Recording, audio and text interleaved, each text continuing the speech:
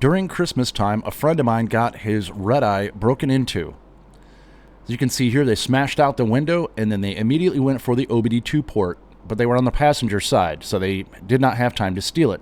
Here's the computer they would have used to clone the key. So we invented this. Introducing the latest addition to the TDS family. This is the OBD2 port for the Dodge Challenger 15 through 2020. This is actually a cover that goes over it. It uses factory holes once again, so there's no drilling, no mess. Let's go take a look and see how it works. The OBD2 port in a 2019 Dodge Challenger is right under here. Now, I have conveniently loosened the little panel plug so I can pull this down just a little bit here. And if you look in here, you will see the plug is right here. That is our OBD2 port.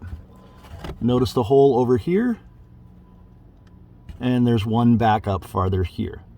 That is where we're going to be installing our new plate. So once you get your plate, pull this down a little,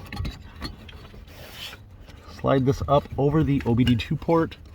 You will feel where the hole is. Simply push up in there. It's gonna take a little bit of juice because these are not easy to get out. Make sure you got it lined up good. Okay. Now, our OBD2 port is completely covered. That is a pain in the butt to get out, so once you get it in, I hope you don't need to reach your port for a while because it's a real hard piece to remove. This cover will deter people from getting to your OBD2 port. Don't forget to get your neutral release cover as well.